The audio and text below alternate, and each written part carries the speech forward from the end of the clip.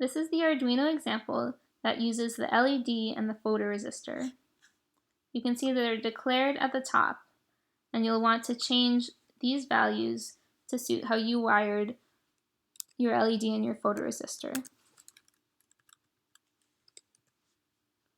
you then upload it, you should see the LED getting dimmer as you put your hand over it, over the photoresistor, and brighter as you take it away.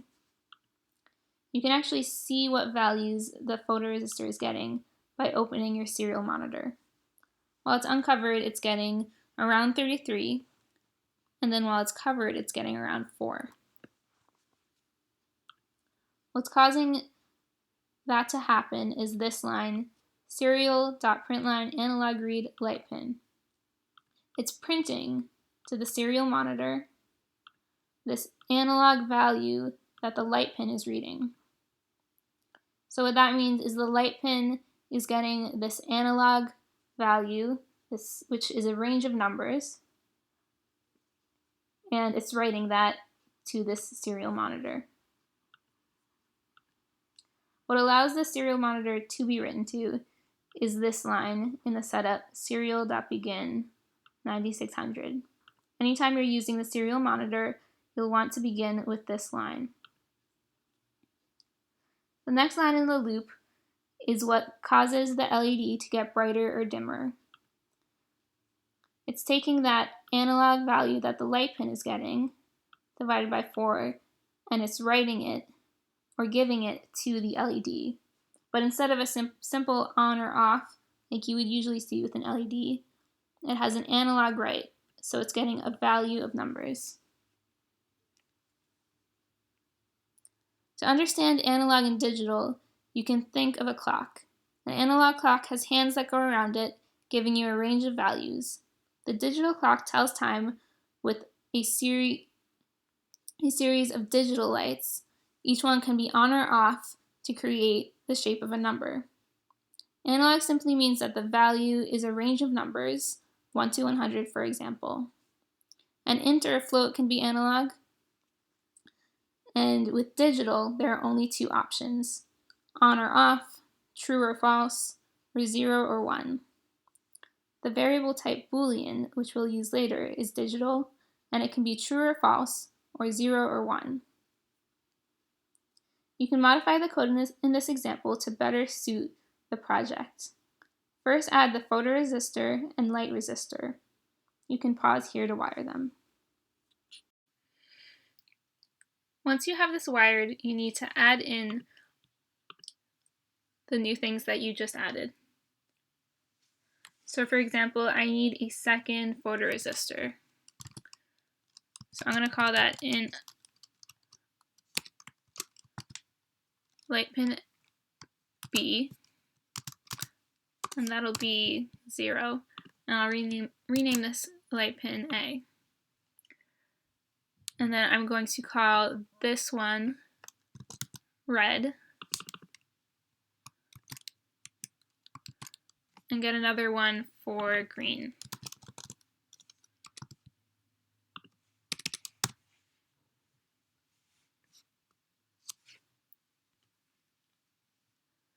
Now instead of this analog write, for this project we just want it to be on or off. So we're going to change it to a digital write. And instead of this, we're going to say high. High in this function means on. Low would mean off.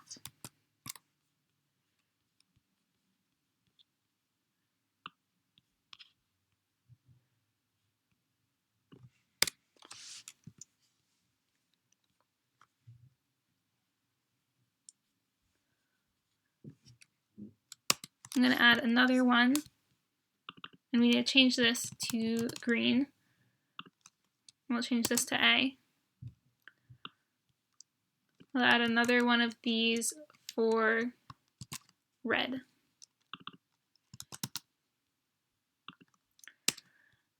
And we actually kind of want to change this analog light pin to digital in a way so that at some threshold, when it senses a light that's below a certain number, then we're going to turn either the red or green on. So I'm going to make an if statement.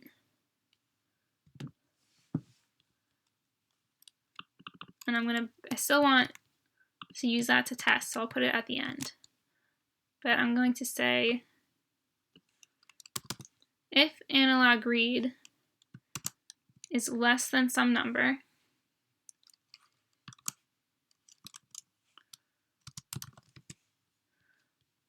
then I'm going to turn green on.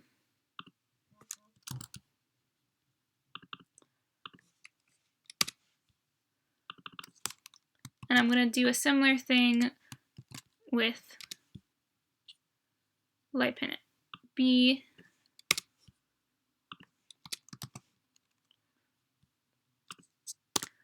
and red.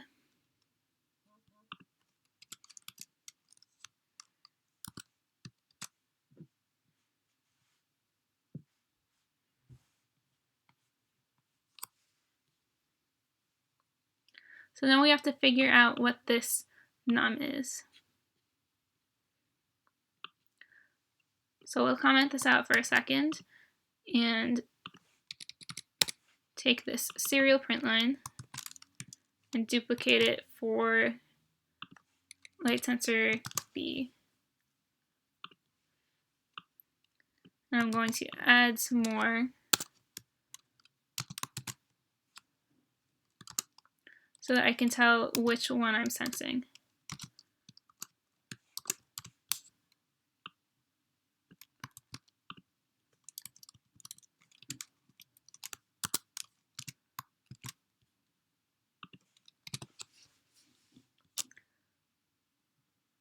I'm going to upload this. And before I upload, I need to change or declare my pin modes. So I need to make one for green and one for red. And if you upload and open the serial monitor, you can see the values it's getting. I'm going to stop the auto scroll, and I can see that B is not getting anything. And that's usually a sign that one of your wires is disconnected, and I can see that one of mine is. So I'm going to reconnect that.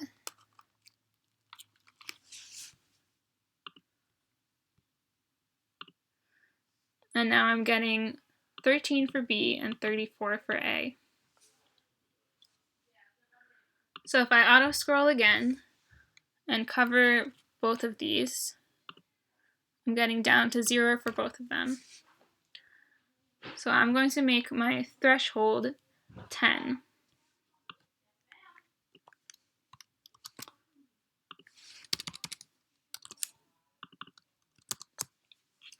And then we can see if this works for us by uploading it.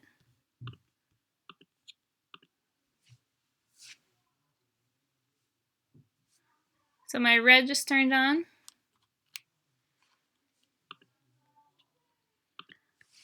And we need to make a way to turn it off. So I'm going to add a delay for 3 seconds.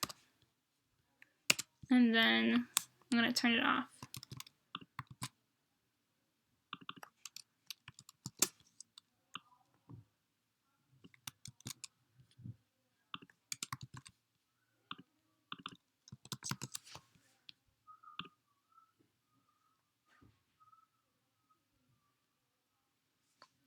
If we try it again, it's on for 3 seconds, and it looks like both of them are working.